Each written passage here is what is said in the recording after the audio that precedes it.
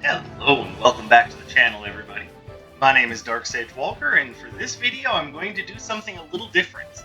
I've done this before in the recent past, but I wanted to do it again because I just had someone join my Discord server who's been having problems getting through the game, and I wanted to do this as a way of offering some advice to this player. So, first of all, if you're watching my material, hi, how are you doing? I hope that you're doing well and you found something that works for you, but assuming that you haven't, or that you don't have any other ideas for what to build, I am going to try to help you through that.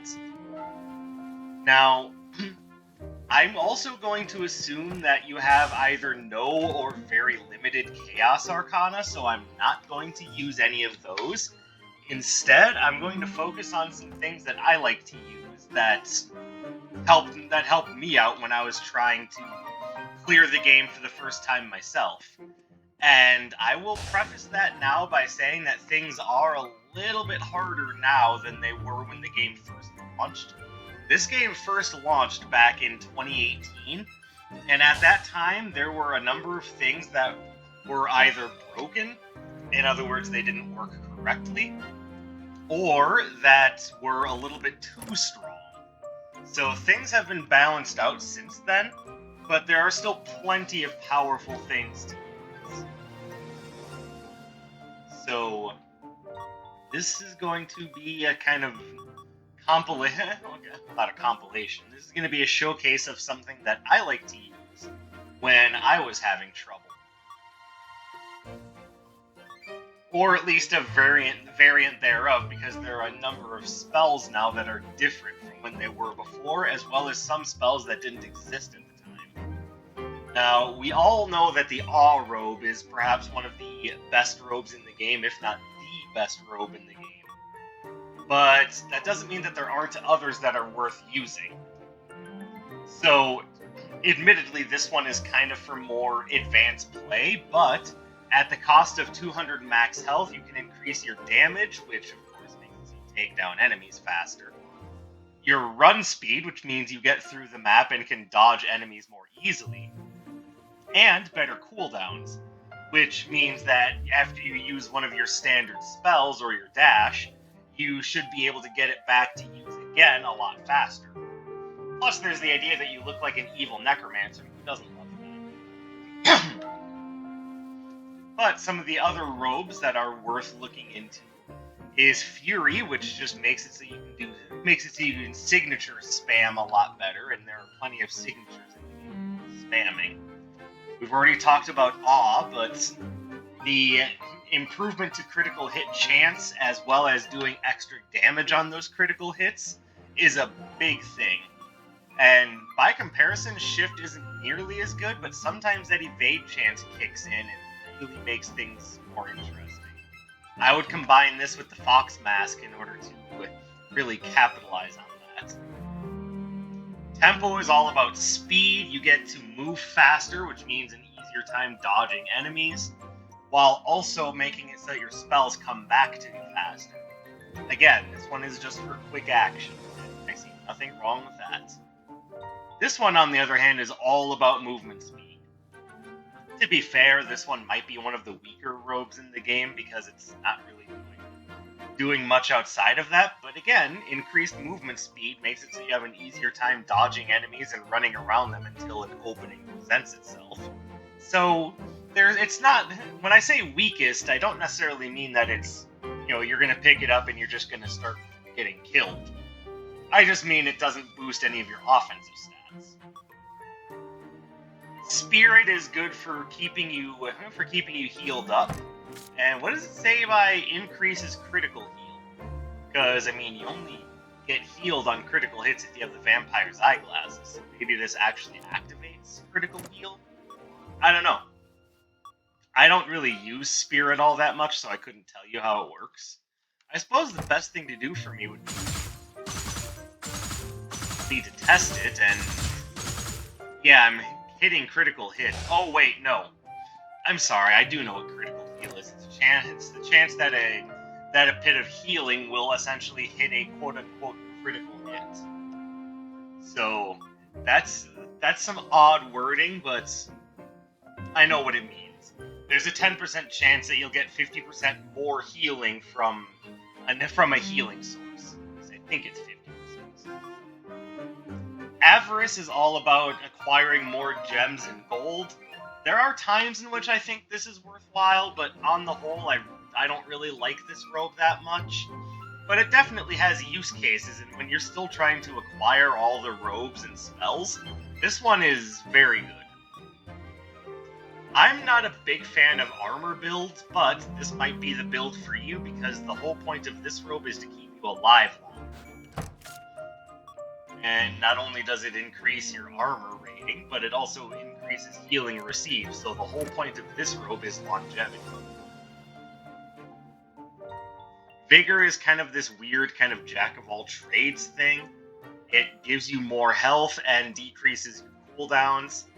Again, it's a very beginner-friendly robe, and there's absolutely nothing wrong with that. And then the two base robes, if you haven't gotten all of the robes yet, these two robes are just red and blue. That's all they are, just red, red, and blue.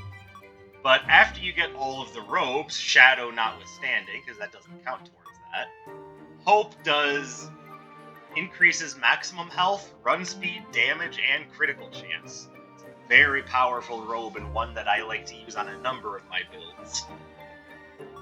Patience, on the other hand, increases your defensive stats, so max health and run speed again, but then it increases armor and evade chance. These robes are very much jack-of-all-trades, masters of none, but in that respect, I think they're very good, and they're one of 5 robes that increase your run speed.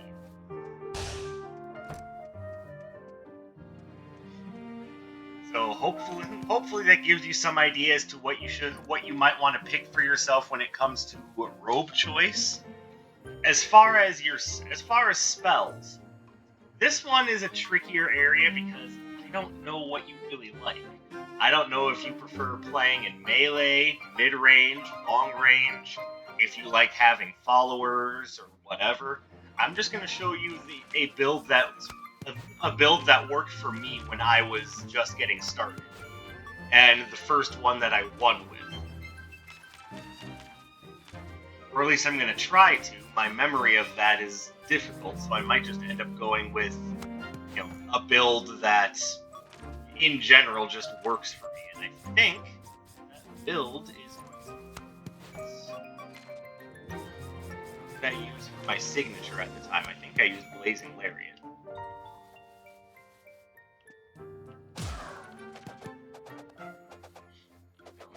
Air Spinner, in my opinion, is one of the best basics in the game. And actually, let me correct myself. It was not Blazing Lariat, it was Tracer Barrage. The whole idea behind this is simple. You have range, you've got control, you've just got an all-around damage dealer. Then Wavefront is just a big old watery shield that you cover yourself with while you dash forward, and then you throw that shield at the very end, so it's good for control. So now I'm going to show you what this build looks like in action. I'll even show it to you with the retro floor plan. That's just kind of my thing. Now, if you don't know, if you have excess Chaos Gems, you can talk to this NPC here, Malind, and he can essentially rig your starting location. He can take you wherever you want to go for the first round. The second and third rounds, of course, are completely up to chance. And Melinda can actually activate hard mode. And what hard mode is that the way the enemies behave at round 3 is how the enemies will behave in general throughout the entire run. Which means this one has the difficulty front-loaded, and it just gets easier as you get more power. But regardless, you always want to give Jade 20 gems to start with 200 gold. And I'll quick go over all of the NPCs out here in the bazaar. This is Nox. For 25 Chaos Gems, you can get a starting Cursed Relic from him. not all of them are great, and if you're having trouble making it through the game, I definitely wouldn't start with the retro floor plan. I would actually probably consider either the melting pot or the pie of 5 fruits. Something to think about. Now, when you purchase a relic from Anders here in the bazaar, it just gets added to your collection, and you can just start with it. Which reminds me, I need to change my starting relic. Same thing with Iris. When you buy a relic, when you buy an Arcana from her, it gets added to your collection, so you can use it for any starting build. I would recommend trying to find a way to start with, to get Air Spinner, like Twin Turbines is a really good one to help you clear stuff, Tracer Barrage, and you'll see why. Like, there's a number of really strong spells. Anything that's good at controlling space or hitting particularly hard, or maybe both, are definitely things you want to try to start with. Now let's go ahead and alter my starting relic. I'm starting with Captain's Ring because that is going to increase the damage based on the number of differing elements in your loadout. As you can see, I've started with spells from 4 of the 5 different elements. If I find and pick up an Earth-related spell later on, that will fully level up the Captain's Ring. Now, that's just one way that you can take it, but this is basically the build that helped me realize what I liked and led me to my first win. Now, without further ado, let's show you how this works. Right, so we're starting with the Twins, then Zeal, then Shu. Also, you'll notice I didn't roll for the soundtrack choice, because this was more of a let me help out a newer player thing.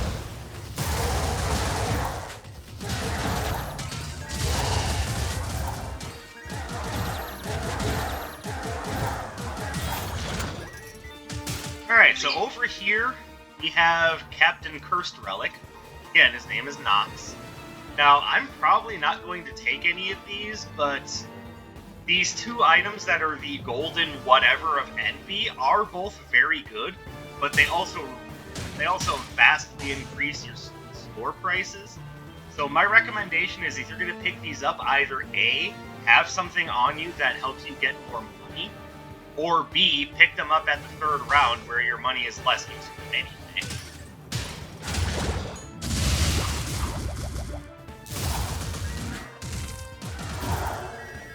Now, I know very well how the enemies behave, so I have a pretty good idea of when I need to get out of the way, or, when things are going to go wrong.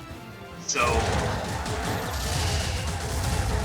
trust me, if you're having a hard time winning a run, it's not because you're awful, it's probably because more than likely you just don't know the enemy patterns that well. Take some time to familiarize yourself with the enemies, and make sure you know how they're going to attack, when they're going to attack, what their behaviors are, because every enemy works a little bit differently. On the whole, the enemies that you're going to probably dislike the most are going to be the rogues and the lancers.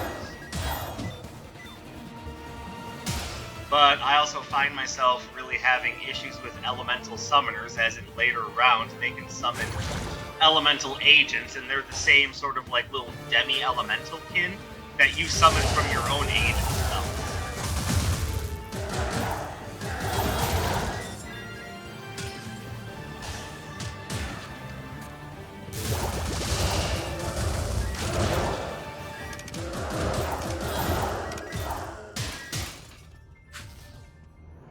Okay, what do we have here? Well,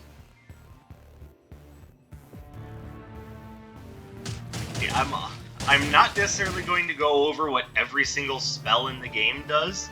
That might be a special video later on down the road. What I can tell you is that every spell has an upgraded effect, and if you highlight the spells, it'll tell you what it does when they're used. When you go to visit Iris, cards with blue borders are the enhanced spells that she's selling. These have a greater chance than not of being spells that you're carrying. I just have particularly bad luck. But we're gonna upgrade Wavefront because it increases the durability of the shield, which means it can take more damage before it pops. As you can see, I like the Air Spinner Basic because it's basically just gives you a lovely little 360-degree damage. That's really difficult for your enemies to get.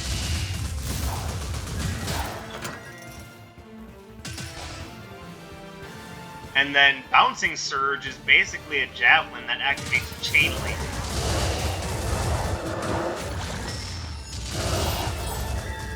And hopefully you're understanding why I like Tracer Barrage.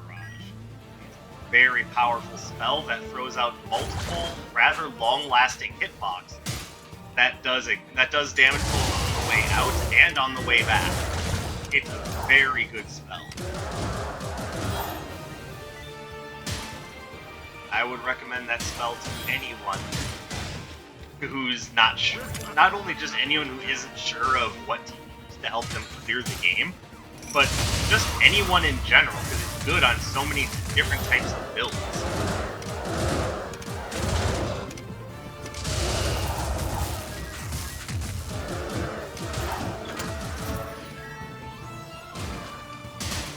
And as far as how you control the game, I'm using a gamepad, and just because it's how I grew up gaming, I play using the control pad because it's a top-down game, so I control it like I control The Legend of Zelda.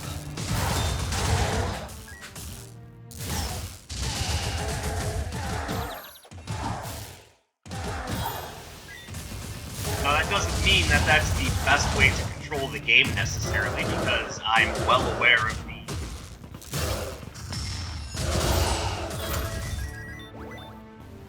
Storm Entourage. I'm not necessarily sure I want it for this build, because this build is more focused on ranged attacks, but I'm not going to pick it up because there's a chance that it will replace whatever Iris is planning on putting up on sale for enhanced relics with that. But it just creates small tornadoes around you that act as sort of like a melee barrier for a little bit of added protection and extra damage. Now, I am going to pick up Bouncing Bubble, and I will show you its effects pretty much as soon as this fight starts.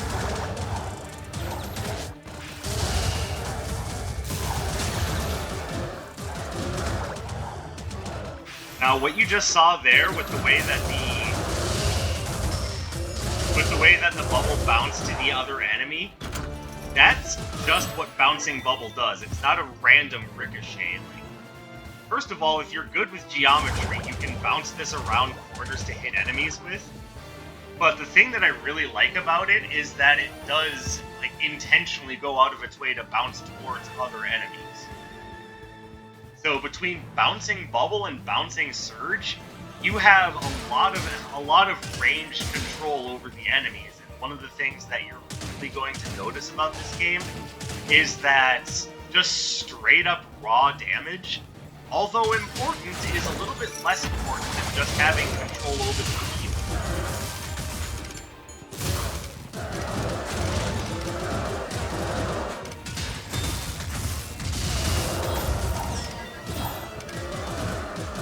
And in case you're wondering what led to me having that evade moment, that is Cassim's Airy Cloak. What that does is it essentially gives you after you take a hit, it activates and gives you a nice little evasion effect where you can just ignore enemy attacks for a while.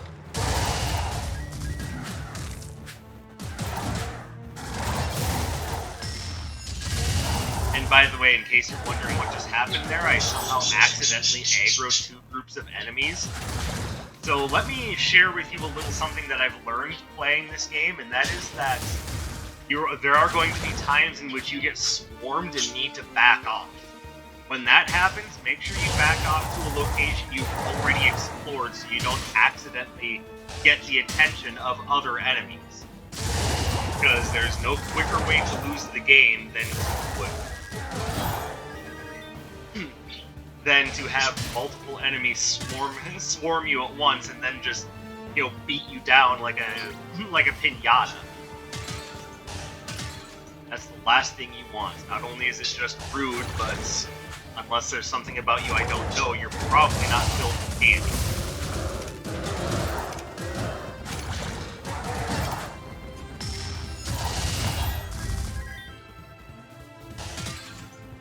I will say that I think it's really good to have spells that can attack at range.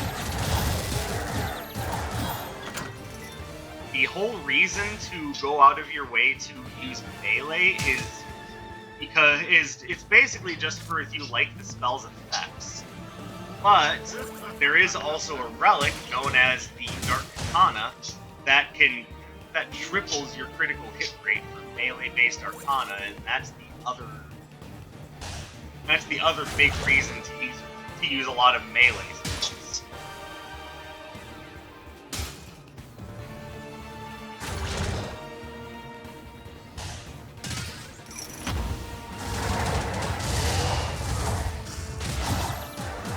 Now, you might be asking yourself, hey, Bouncing Blaze and Bouncing Bubble don't seem to hit that many enemies. What gives with that?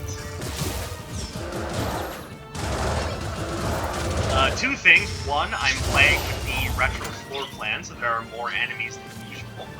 But secondly, they're not enhanced. So here's the thing. The Chain Lightning effect bounces more times and shocks enemies for a longer duration when it's enhanced. So this creates a much better controlling effect once it gets enhanced, and this makes it so that the bubbles travel faster and can bounce between enemies more. So again, definitely worth looking into there. And that's what happens when you upgrade Air Spinner, is you get 2 discs. It's very useful. And this is one of the things that I say makes it one of the best basics in the game, is that you not only have that 360 degree coverage, but it's not broken coverage anymore.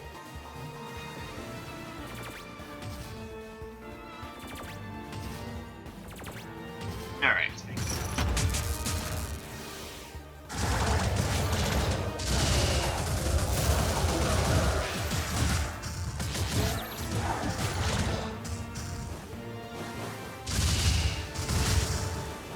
Now, this is what I meant when I was saying, get to know the enemy pattern. Because if you know how they're going to try to get their work done, then you can use that to your advantage and, dodge around their attacks and then whiff punish them. Kind of a lot like playing Dark Souls in that respect. Or Monster Hunter, for that matter.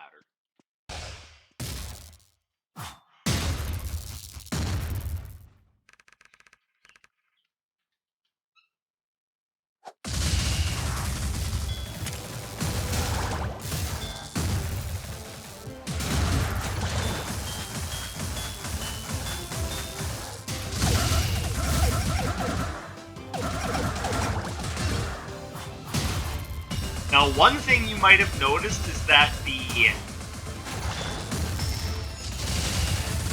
spells that I'm hitting them with are causing blue numbers to pop up. What that means is that the element that I'm hitting them with is an element that they defend against.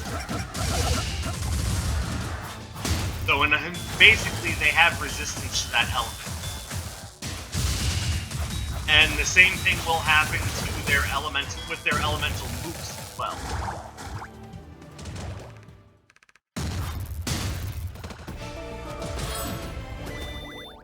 I am not going to take that spell. Actually, I will. Mostly just because it's nice to have another option, but ultimately that's a spell I feel I can get rid of.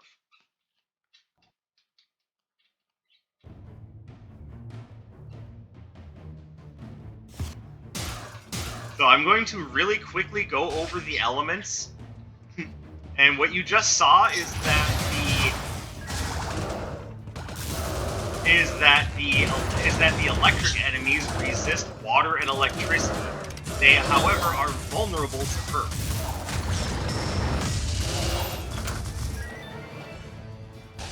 Fire enemies are going to take more damage from water, but resist fire and wind. Wind enemies, which is what I'm going up against in the next level, resist wind and earth, but take extra damage from fire.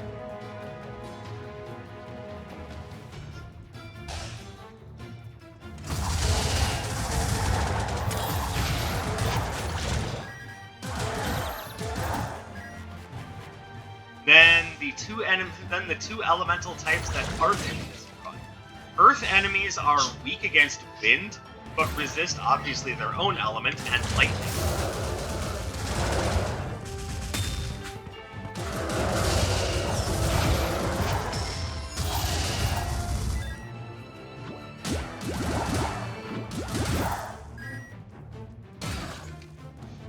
And then water enemies resist, obviously, water and fire, but they take extra damage from lightning. It's probably the most straightforward thing, and the logic, of course, is that water conducts electricity, so it affects things.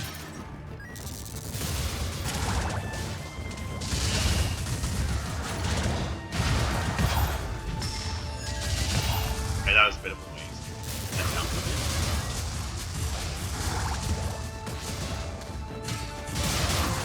And accidentally aggroed another group of enemies.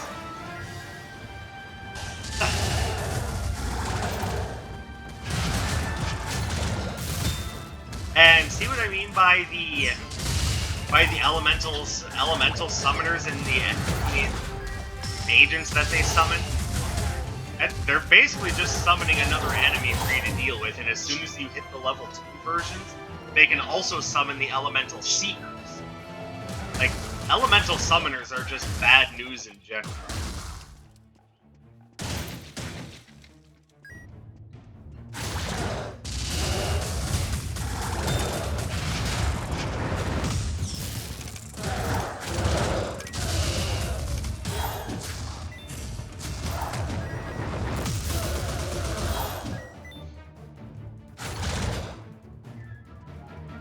Now, what?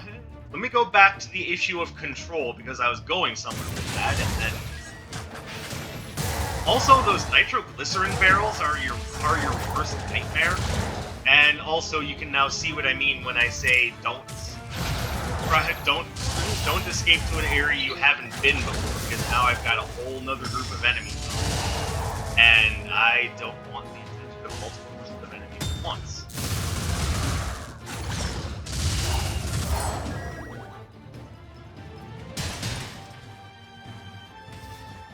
Ugh. Okay, well, at least I can upgrade bouncing storage.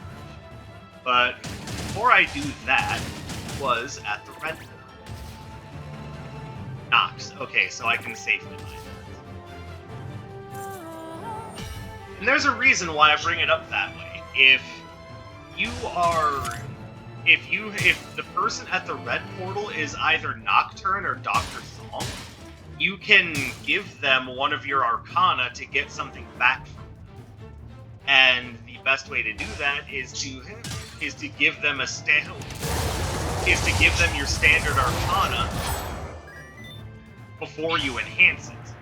Because one of their rules is that, basically the way they work is that they will take a standard Arcana, but their preferences in order are they want an unenhanced Arcana, or if you have multiple unenhanced Arcanas, they will take the one that you've had on you for the longest.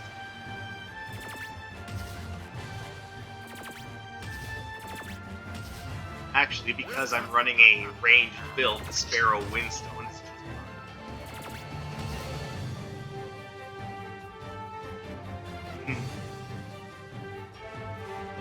I'm going to point out Frostfan to you specifically, because Frostfan is a very powerful spell that throws out just a fan of ice daggers that will freeze enemies. And it will basically freeze anything that isn't A, a boss, or B, a water-based enemy.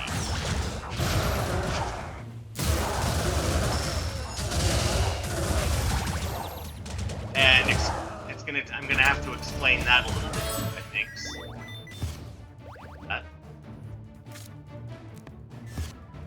So I've already gone over all of the different elemental weaknesses and resistances. Feel free to go back to that part of the video if you can't remember what they all are. But in addition to resisting their own element, every element also has a special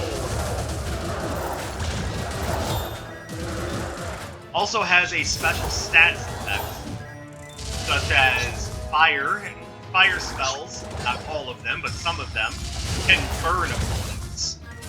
Some water spells freeze them.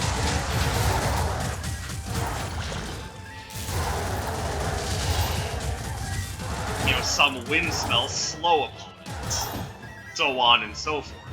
I believe the special status effect for Earth is poison. So, enemies of those elemental types will not only resist that damage, they also can't be affected by the status effect in question.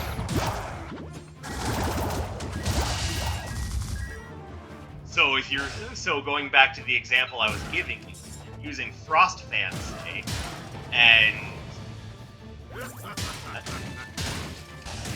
and you're up against wind-based enemy, or sorry, not wind. If you're using Frost Fan, you're going up against water-based enemies, they can't be frozen. So just a little something to keep in mind when you're trying to decide not only where you want to start in the beginning of a run, but also what you may or may not want to use in general. As you can see, Iris is not being nice to me. Not only has she not given me a decent Earth Elemental spell, but now she doesn't want to upgrade my bubbles. Very not nice of you, Iris. On the other hand, Crashing Meteor is a very powerful spell that will do a lot of damage to Shu, so definitely taking that.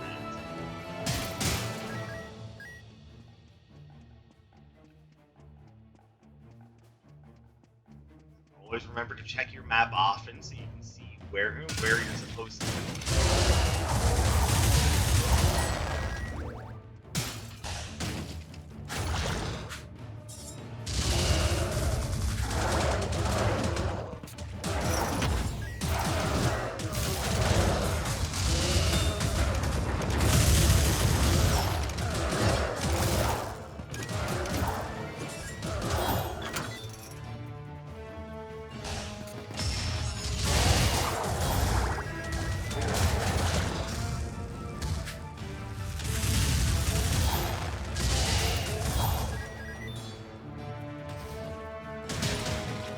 This is for Meteor. I can give him extra relics. So if you need money, you can always drop one of your relics, sell to him, and he will just give you an amount of money roughly equivalent to the overall rarity and power of the relic you give him.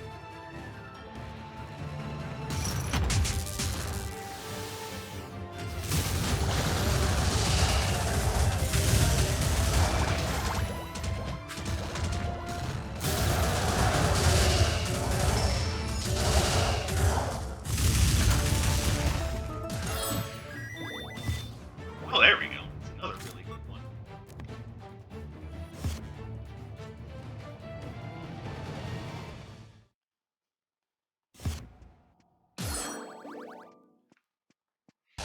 And you've probably also noticed that as you go on, the bosses get more attack patterns and they become faster. So Zeal now has access to more spells and is going to attack 4 times.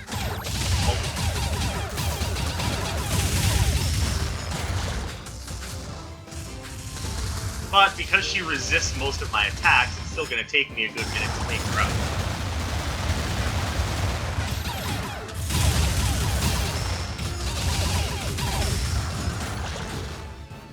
Matter of fact, she resists both my signature and my basics, so the damage I'm doing to her is severely less.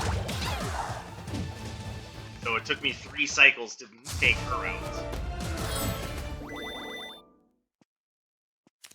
I like that better than the Storm, but I'm probably also not going to use it. It'll depend on the situation.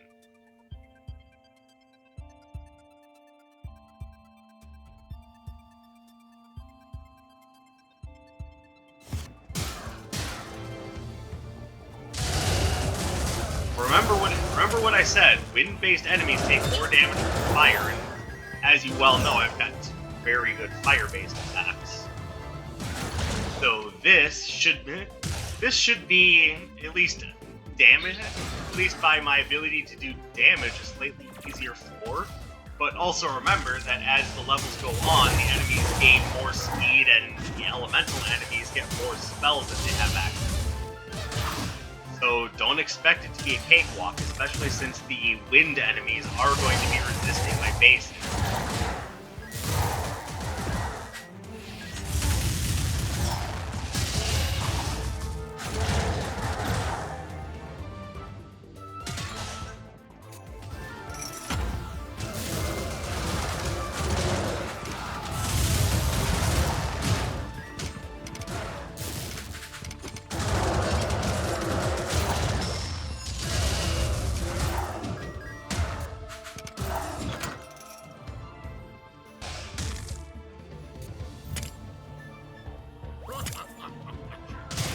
Oh, it's not called the Fox Mask, it's called the Covert Ops Mask, my bad.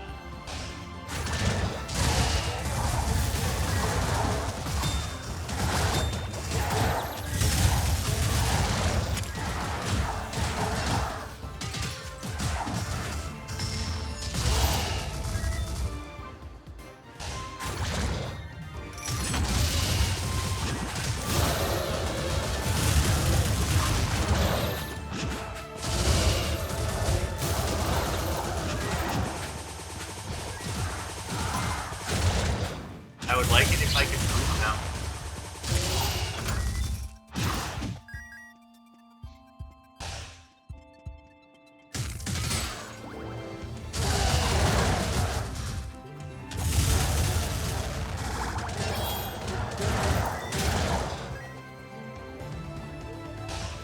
Oh, she's finally gonna upgrade my bubbles. A lot. Now, once again, though, I'm going to wait because there's the possibility that I could find Dr. Song. And remember, if you find one of the either Dr. Song or Doctor, they actually want your unenhanced Arcana. Or your unenhanced standard Arcana, I should say, because they will never take your basic or your dash.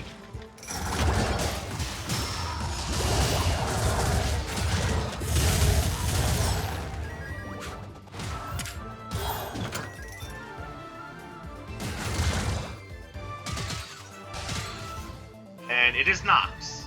Okay, so what do we have here?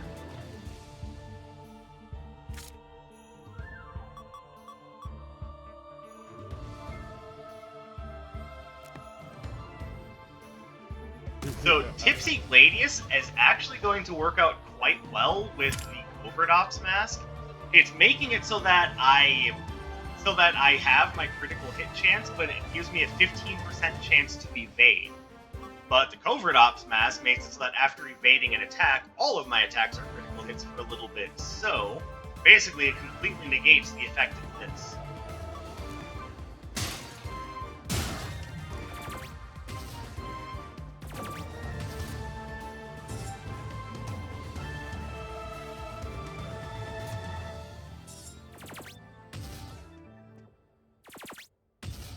Now we're going to upgrade that.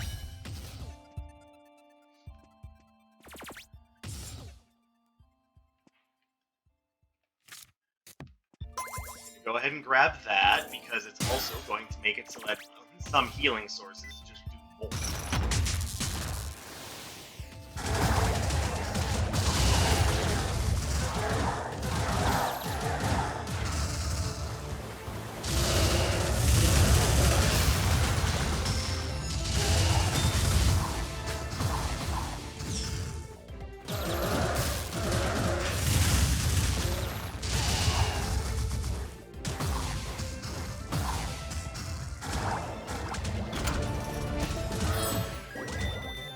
Yep, and even the sub-bosses get extra attacks and movement options as they level up.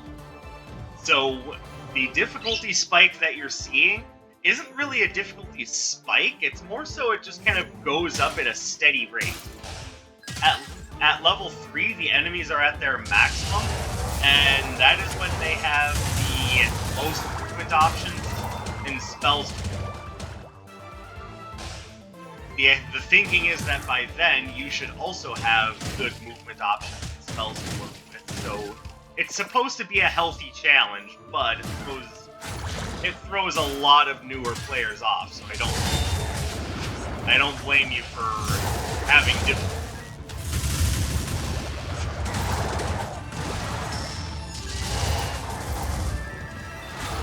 And once again, we accidentally drew the attention of a secondary group of enemies.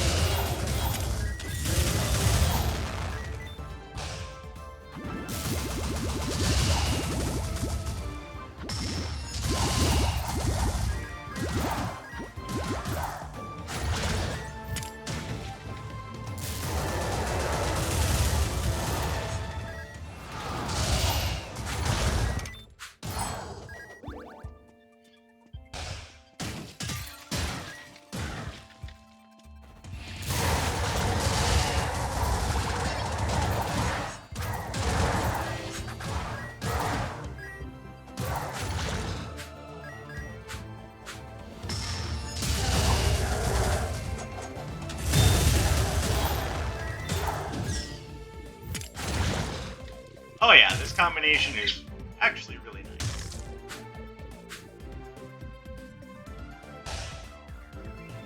I don't get this combination often, but I like it when I do get it.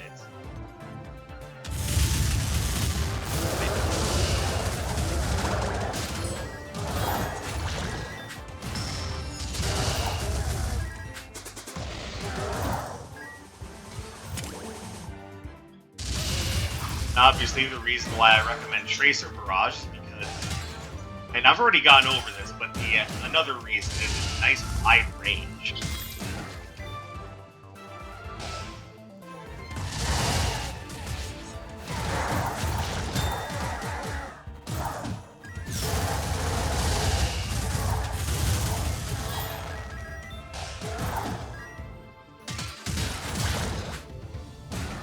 And we found a dead end. Perfect. Always what you want to see is more dead ends.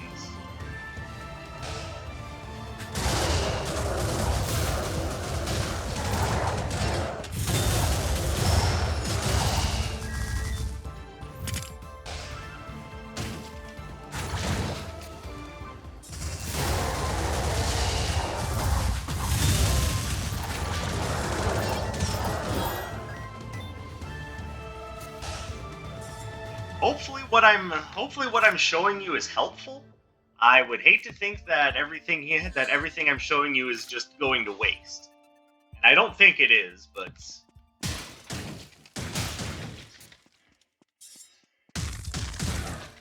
I do absolutely hope that this is giving you a little bit of insight. And trust me when I say that no one is going to be making fun of you for not being able to make it through the game every time you try to do it. No, far from it. We've all been where you are right now.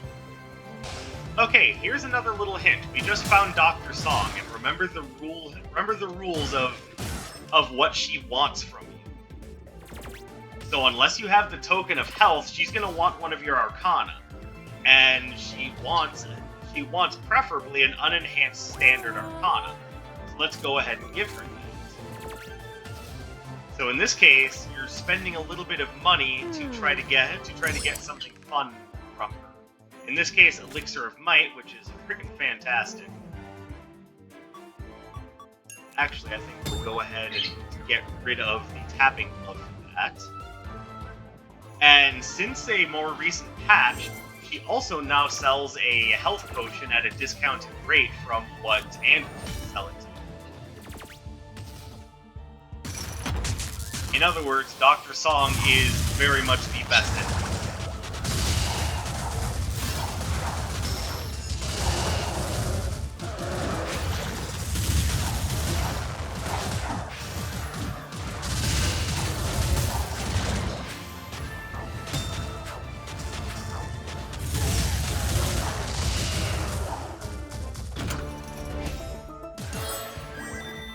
and I don't care about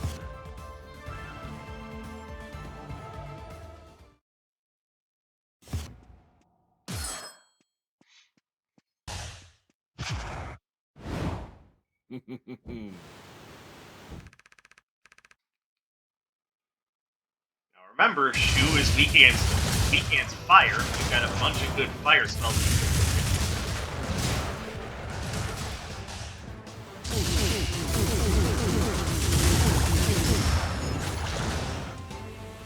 He also moves around a lot though, so don't take it. Don't try to hit him with anything if you're pretty sure he's going to be moving.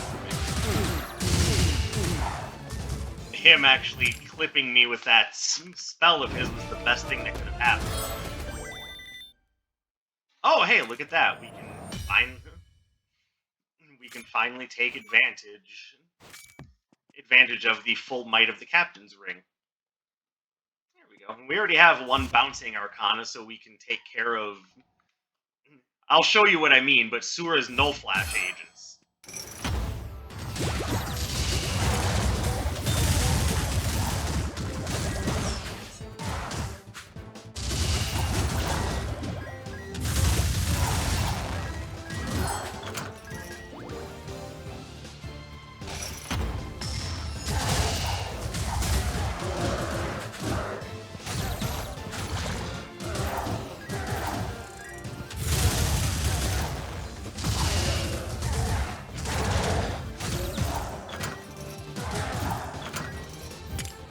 Now, these are the Null Flash agents. They're just little balls that just shoot beams in essentially either Rook or Bishop patterns. Hopefully you know what I mean by that.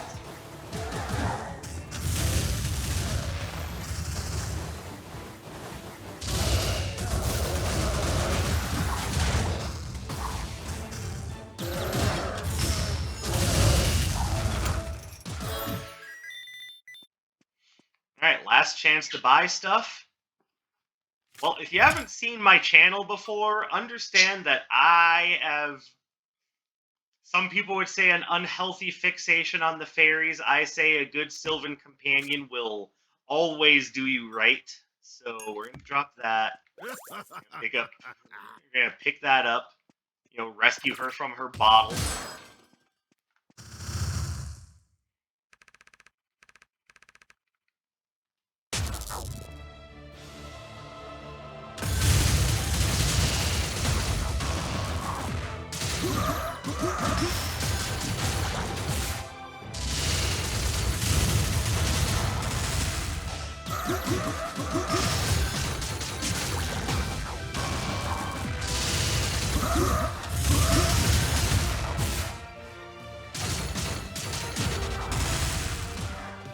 Now, Sura can also summon those Null Flash agents, but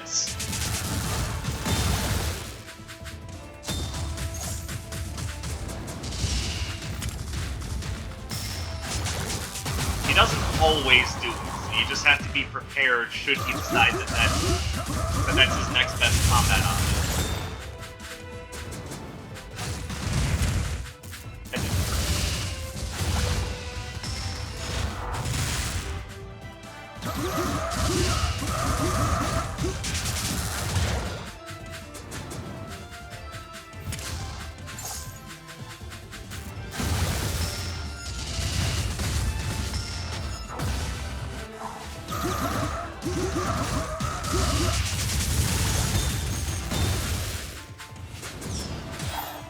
There we go. Lovely critical hit from the Covert Ops mask, and that's the run. So I hope that you found this video helpful. I will go ahead and put this in my recommended build category, because this is a very good build for someone looking to try to find their way through the run. Although nowadays it's pretty easy to replace Bouncing Surge with Twin Turbines, but they're both good options. Because one of them has the area of effect come out faster, the other one has it cover a larger area. Take it with a grain of salt. Either one is good, but that is build that helped me realize what I liked and got me through the game first, or at least helped me realize what would help me get through the game first. So take that, try it out, see if it works for you, and hey, hopefully you enjoyed the content, because ultimately that is the goal. And to everyone else, I hope that this has been fun for you to watch, and I hope to see you in the next one. My name is Dark Sage Walker, and I